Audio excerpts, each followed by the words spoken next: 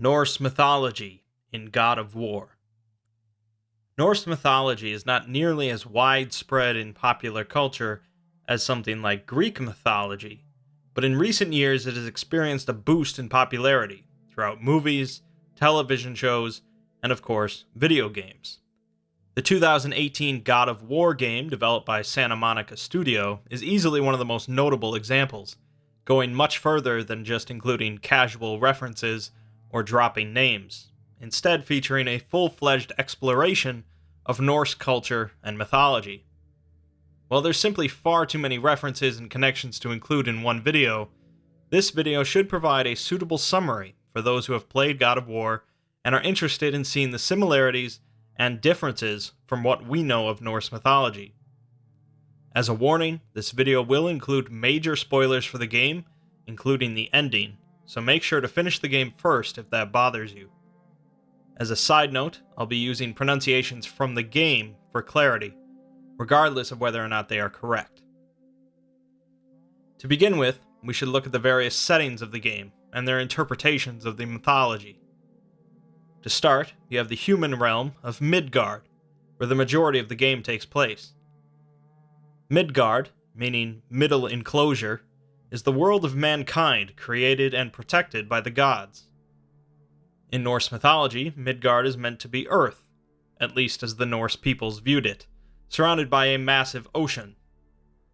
Bordering this ocean, the gods placed a huge wall, protecting Midgard from the potential invasion of the Jotnar, also called giants.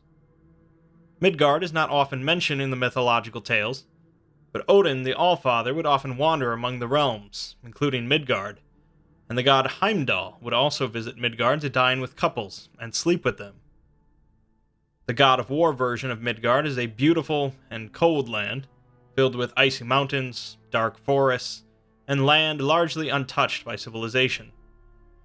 While the exact dating of the game is unknown, we do know that this realm of Midgard is meant to predate the Vikings.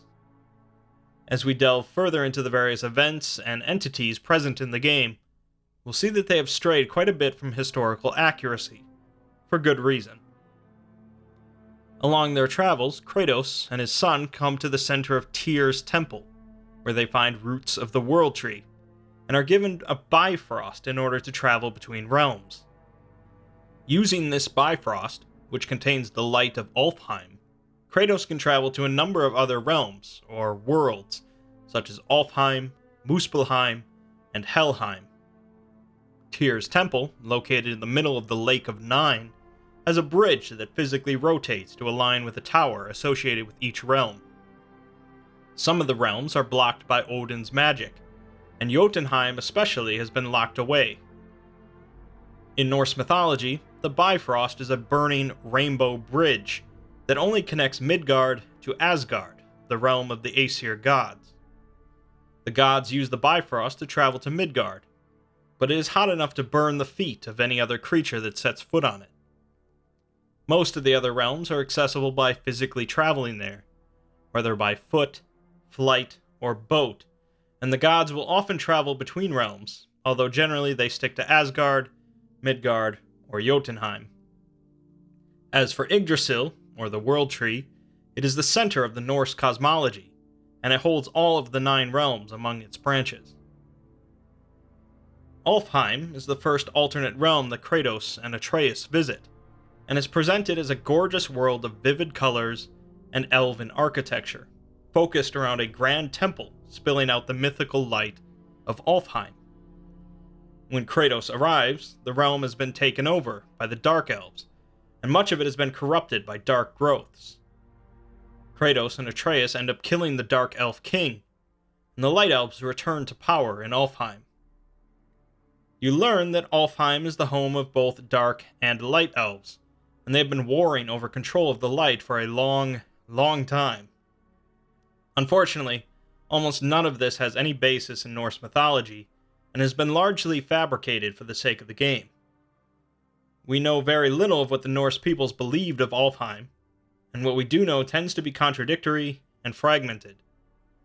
Alfheim was certainly the realm of the elves, as the name means home of the elves, but what exactly the elves were is a bit of a mystery. One source describes them as being more beautiful than the sun, but some scholars believe this to be an attempt at introducing the concept of Christian angels to Norse mythology, as this source was written by a Christian author. Dark elves are described by this source to be blacker than pitch, living underground. It is mentioned both in-game and in Norse mythology that the Vanir god, Freyr, rules over Alfheim, but what exactly that entails is unknown. Elves were often worshipped by Germanic peoples, but their specific role within Norse mythology is entirely vague. Helheim is the next realm that Kratos travels to, and it is presented as a frigid world with freezing winds and desolate landscapes. It is a harsh, torturous place for the dead, where they will be outfitted and trained for the inevitable war at Ragnarok. A massive ship is also constructed there to ferry them out of Helheim once Ragnarok comes. During the game, Helheim is currently overpopulated due to the lack of the Valkyries' presence in taking warriors to Valhalla. We also see a massive bird in the distance, although it goes unmentioned. In Norse mythology, Helheim, also called just Hel, or the underworld, is indeed the realm of the dead, although its physical description is a bit more vague than God of War depicts.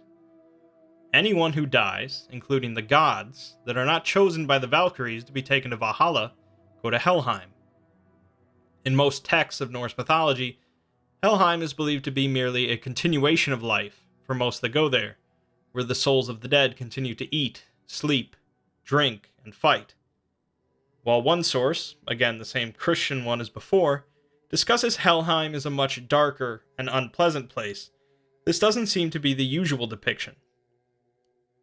As for the army of the dead, this idea is taken from a single mention from a seer discussing Ragnarok, when Loki leads all of Hel's own people to fight against the gods. Despite this being seemingly the only mention of an army of the dead, it has entered popular culture. The massive ship of the dead is called Naglfar, and is made up of the untrimmed nails of the dead.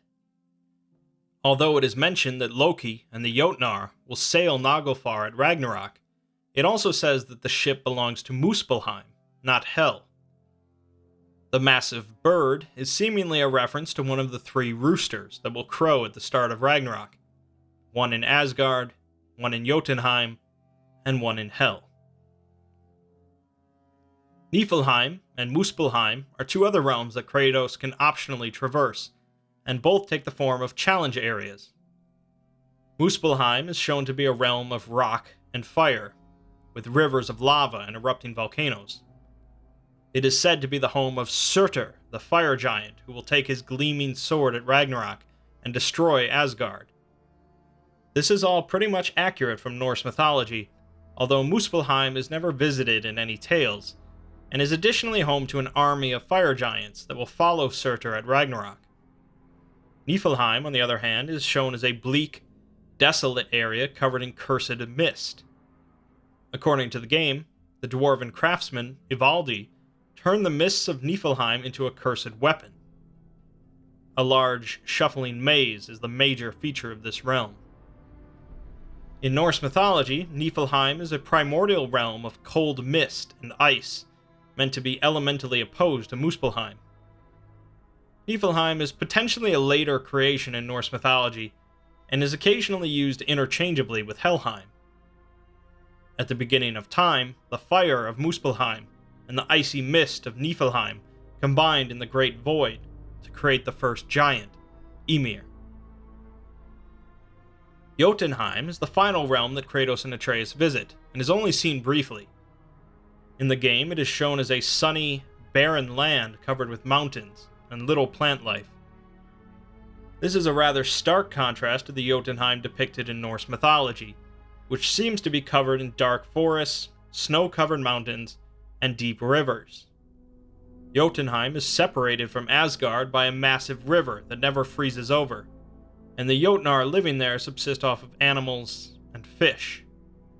It is a grim and dark environment that most would not wish to live in, but generally it is believed to be far different than the extreme depictions in popular culture. The other realms, Svartalfheim, Vanaheim, and Asgard are not accessible within this game at this point in time, but it's highly likely that Kratos will visit the others at some point. Svartalfheim is the home of the dwarves and is located underground. We know almost nothing about this realm, but one mention of it says that there exist halls of gold there. Vanaheim is the land of the Vanir gods, which we'll discuss further shortly. Again, very little is known of this realm, but based on our understanding of Norse mythology, it's likely that this place is meant to be a very natural realm, covered in plant life and lacking the civilization and structures of Asgard. Based on the God of War concept art, Vanaheim was originally meant to be a very alien and lush world, filled with strange, vivid creatures and plants. Time will tell if the developers changed this depiction. Asgard, the home of the Aesir gods, is a wondrous and grand realm with a multitude of massive buildings and halls. Each of the gods and goddesses seem to have their own homes there, and additionally the Hall of Valhalla exists, to house the chosen warriors who will fight for Odin when Ragnarok comes. Asgard is protected in multiple ways, including a massive wall surrounding the realm, and Heimdall, the Watcher, lives at the top of the Bifrost in order to stand guard. Let's move on now to discussing the various deities, starting with Odin. Odin, the Allfather, is at the head of the pantheon of Norse deities, and his relentless pursuit of knowledge and wisdom fills up much of the Norse tales. Although Odin doesn't appear in God of War, his presence is very much felt throughout the game, and he is mentioned a large number of times. This version of Odin is far darker than the one presented in the Norse texts we have, a maniacal ruler feared by practically everyone, willing to scheme, torture, and kill anyone he wishes to get what he wants. Within the backstory of God of War, Odin launched a genocidal war against the Jotnar, forcing them all to flee into hiding.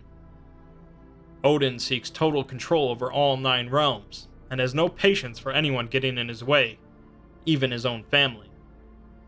There are certainly elements of this found in Norse mythology, and Odin has often gone to extreme measures in order to obtain further knowledge. This does include hanging himself for 9 days from Yggdrasil, and plucking out his own eye to drink from Mimir's well. It is also true that Odin is not above using tricks and underhanded tactics to get what he wants, but in general he was a highly respected deity.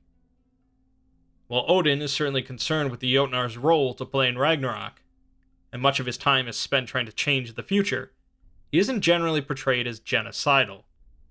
Odin himself is half giant. He's had various children with Jotun women, and the gods will occasionally feast with Jotnar. As a side note, Odin's ravens appear throughout the game, but in actuality, Odin only possessed 2 ravens, Hugin and Munin, but they did go out on daily flights and return to him with information. Odin's wife also appears in the game in the form of Freya, the Witch of the Woods. Freya is a Vanir goddess, one of another tribe of deities hailing from Vanaheim, that came to Asgard after the war between the 2 tribes ended. This war seems to be a major focus of the backstory of God of War, but we know very little about the war and the Vanir gods in general. In the backstory of the game, Freya gave birth to Odin's son, Baldr, and used her magic to make him practically invulnerable. Odin married her for her knowledge of Vanir magic, but she eventually fled from him, and Odin placed a curse on her that forced her to remain on Midgard. This is overall a big departure from the mythology we know, principally because the wife of Odin, and mother of Baldr, is Frigg, not Freya. This is explained by Mimir in the game by saying that Frigg was merely a pet name used by Odin, so that Freya, a Vanir goddess, didn't get credit for doing anything good, such as giving birth to Baldr. While there are theories that Freya and Frigg are meant to be the same deity, it's generally believed they are separate goddesses. Additionally, in Norse mythology, Freya was given as a hostage after the end of the Aesir-Vanir War, along with her brother, Freyr, and her father, Njord. Freya was known as a goddess of beauty and fertility, in addition to being proficient in satyr magic and foresight. Satyr was a form of shamanism primarily focused on divination, but was also used for curses and other rituals. It was mostly performed by women, such as Freya and other wise women, and the use of it by gods like Odin is a subject of ridicule. As a side note, Kratos first encounters Freya due to an incident with a boar with golden bristles. This is likely a reference to a golden boar created by the dwarves, Brock and Sindri, that was given to Freya's brother, Freyr. Thor is another legendary deity that is largely absent from God of War, only making a very brief appearance at the end of the game. Throughout the game, Kratos hears a number of tales and mentions of Thor and his brutality. Thor is presented as a genocidal maniac, much like his father, savagely killing every giant he can get his hands on, as well as anyone else that troubles him. Using his hammer, Mjolnir, created by the dwarven brothers Brock and Sindri, Thor has practically wiped out the giant species, and is feared and hated by many. While elements of his character in God of War are definitely found in Norse mythology, such as being quick-tempered and a slayer of giants, he's been twisted in the same way as Odin. A good example of this is in the story of Hrungnir, the giant, as retold by Mimir in the game. Hrungnir was a powerful Jotun that was brought to Asgard to feast with the gods, and Mimir claims that Odin goaded Hrungnir into becoming drunk and boasting about killing the gods. Mimir says that when Thor showed up, he immediately smashed in Hrungnir's head. In the actual text, however, Hrungnir became drunk and began boasting of his own accord, and when Thor finally showed up, he asked who allowed this giant to come here and drink. When Hrungnir replied that Odin invited him, Thor refrained from killing him, and Hrungnir challenged Thor to a later duel, which Thor won. Small changes like this throughout the game serve to make most of the Aesir gods out to be darker and more ruthless, and the Jotnar to be more sympathetic. While Thor is definitely not a friend of giants, he did occasionally feast with them, and had his sons Magni and Modi with a Jotun woman. Magni and Modi's role in God of War is almost entirely fabricated, and very little is known of them in Norse mythology. It is mentioned by Mimir in the tale of Hrungnir that after Thor killed the giant, Hrungnir fell on top of Thor, pinning him to the ground. None of the gods could lift the body off of him, but Magni, who was only 3 nights old, managed to lift it easily. This is a true part of the story, showcasing his children's extreme potential. The only other mention of Magni and Modi is in the prediction of Ragnarok, when after their father dies, they will both inherit his hammer, Mjolnir. The god Baldr acts as the primary antagonist throughout God of War, in a role that perhaps most drastically diverts from Norse mythology. In the game, Baldr acts as a form of enforcer for his father, Odin, and continually pursues Kratos and Atreus.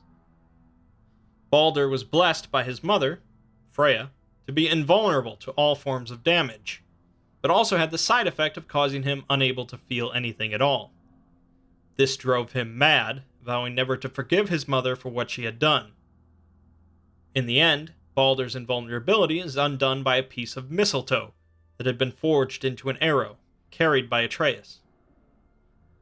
Although Freya tried desperately to stop it, even willing to sacrifice herself so that Baldr would live, Kratos chose to kill Baldr before he murdered his mother. After Baldr's death, a great winter falls on Midgard, signaling the start of Ragnarok, which was not supposed to start for 100 more years at least. In Norse mythology, Baldr is known as the most handsome and cheerful of the gods, loved by everyone and everything. His only notable role in the mythology is his death, which was foretold by ominous dreams that he began to have. Odin went to a wise woman to find out about these dreams, and was told that Hel was being prepared for Baldr's arrival.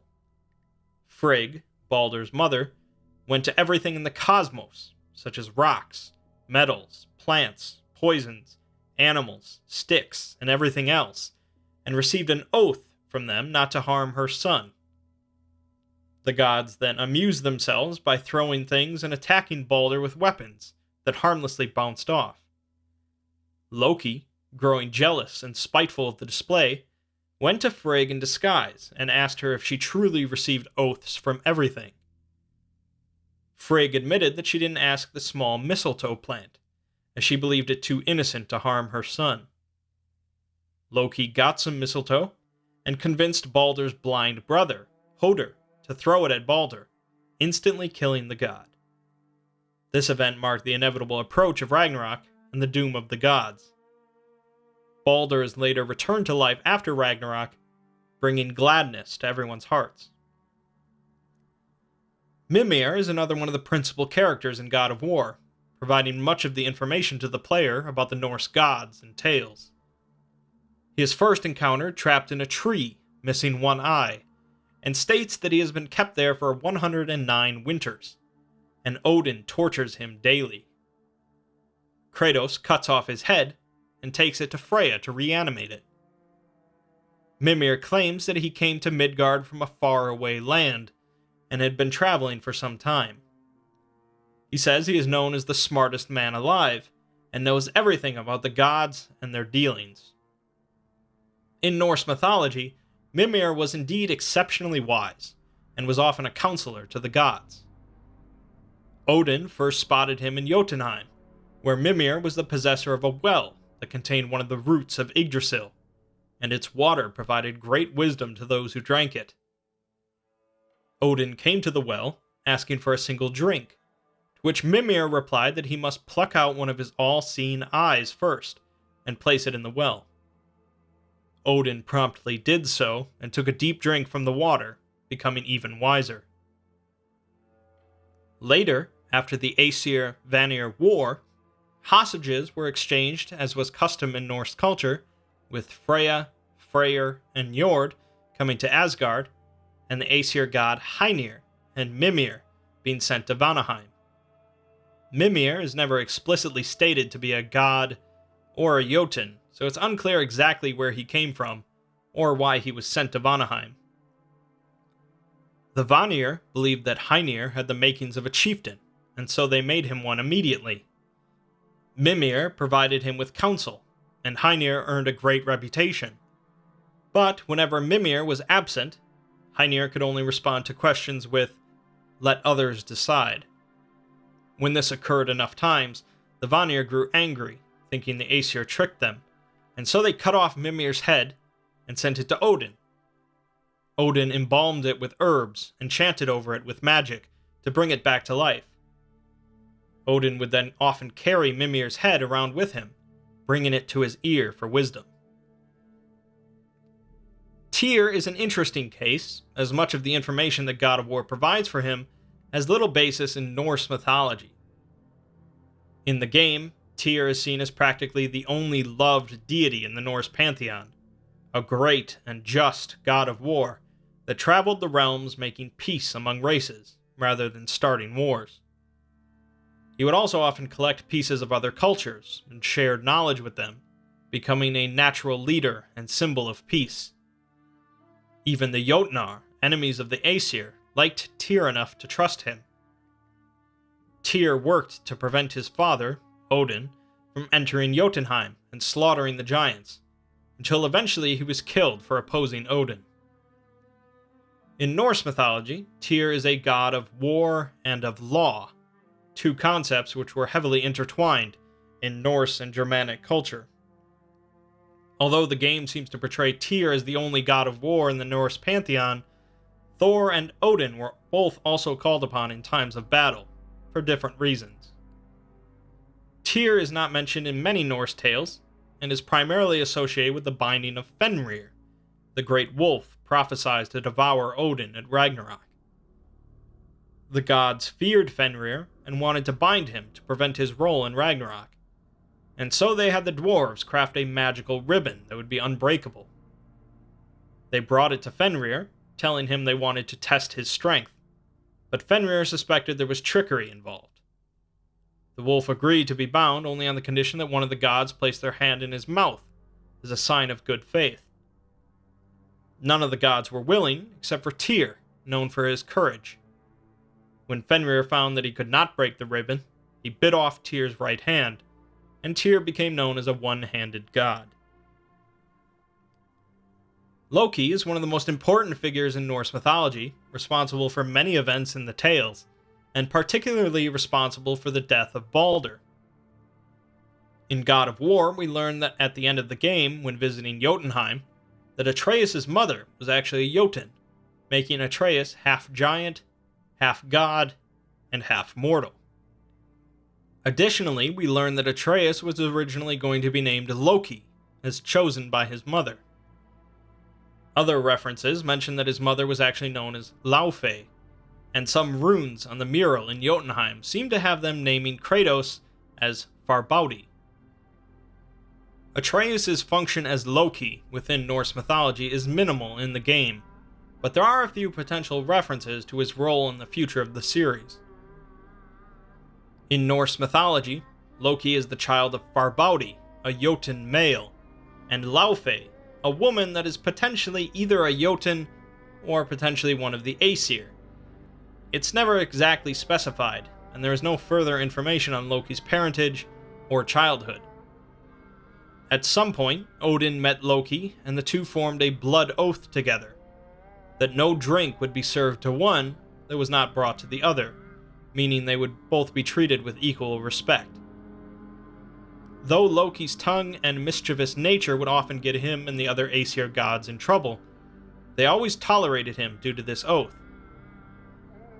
On another note, Loki is the father of a number of other figures in the mythology, including the goddess Hel, the wolf Fenrir, and the Midgard Serpent, also called Jormungandr.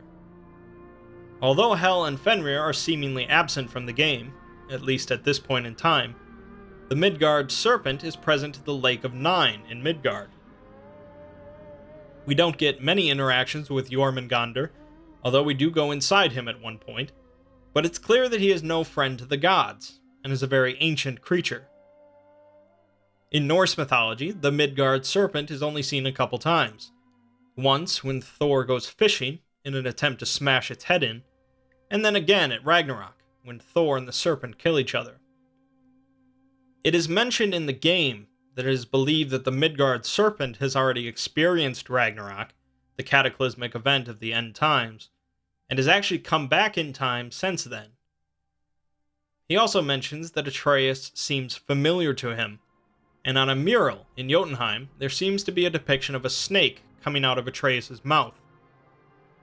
It definitely seems as if they're going to continue with the concept of Loki being the father of Jormungandr and possibly others, but in Norse mythology, Loki is never really shown interacting with his children, and their existence is generally used as an insult against him.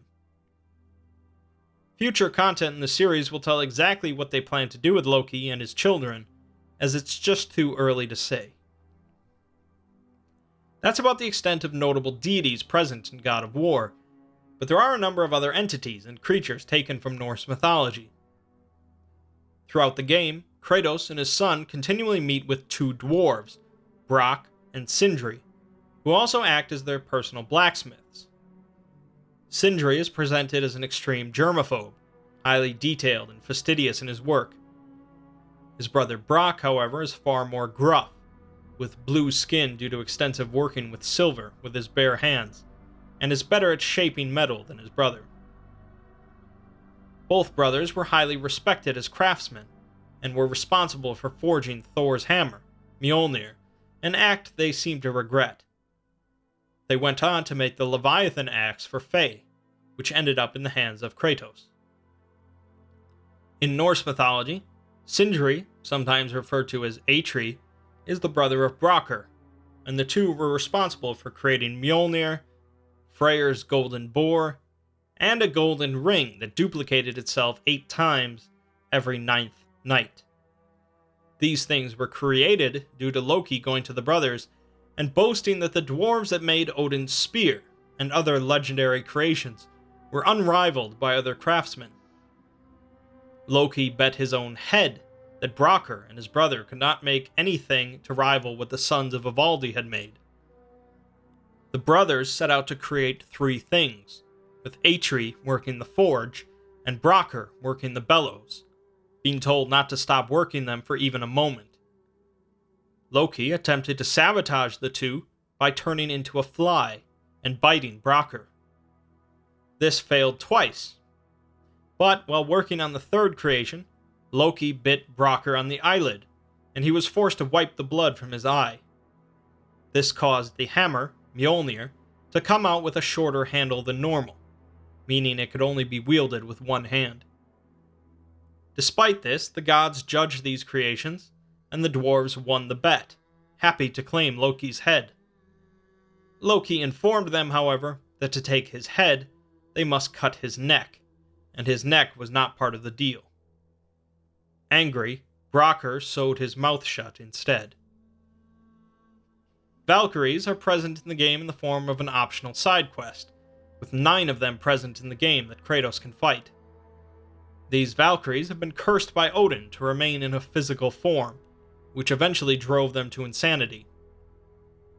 Sigrun, their leader, sealed the Valkyries away in order to prevent further destruction. Kratos eventually frees all 9 Valkyries from their physical forms, returning their sanity. This concept of a physical form making a Valkyrie insane is fabricated for the game, as Valkyries in Norse mythology would often intermingle with mortals, and are often daughters of human royalty. Although it's true that Valkyries are described as supernatural creatures capable of flight and other abilities, there are a number of them that are mentioned as being serving maids for the Einherjar in Valhalla. Sigrun was indeed the leader of a group of Valkyries, and all of the names were taken from different mythological sources. There are various dragons present in the game, although likely in a much different form than the Norse peoples would have imagined them. First, Hreyslir, who Kratos and Atreus encounter in the mountain in Midgard, seems to be a made-up creation for the game, along with Baldr's dragon. Fafnir is a dwarf that had turned into a dragon due to his greed, in both the game as well as Norse mythology. The other dragons present are Otr and Regin, but in Norse mythology, Otr was killed by Loki while he was in, of course, the form of an otter, and Regin was killed while still a dwarf by the hero Sigurd after he slew Fafnir. The other notable dragon from Norse mythology that is not present in the game is Nidhogg, who continually gnaws on both the roots of the World Tree as well as the corpses of those who are in Hell because of murdering, adultery, or oath-breaking. Dragons were often seen as symbols of strength and bravery by the Vikings.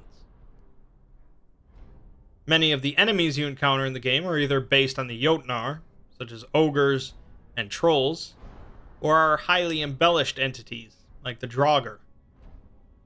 Draugar from Norse folklore are corpses reanimated by force of will, generally with some semblance of intelligence and increased strength. Though they feature some traits similar to the concept of a zombie, they also bear similarities to vampires, such as drinking the blood of victims. Generally, however, they would often remain in the mound or tomb where they were buried, protecting any treasure buried there. Much of the magical and supernatural traits related to the enemies in the game were created for a more exciting experience, however. Overall, despite the differences between Norse mythology and God of War, the game features a huge number of references and connections to the mythological tales, as well as Norse and Germanic folklore. The developers clearly went to great lengths to include as much lore as they could, while also making up some of their own. Some elements of the backstory, such as the Jotun smith Thomr, were created for the game, but seemed to fit in just as well as the content taken from other material. Although they did need to change certain concepts, such as making the Aesir gods much more feared rather than respected, and making the Jotnar more sympathetic rather than troublesome, the game has done wonders to introduce many people to the interesting world of Norse mythology. Time will tell where they go from here, and how they reconcile certain elements of the mythology, but God of War is clearly a labor of love from a group that enjoys the unique setting of Norse mythology.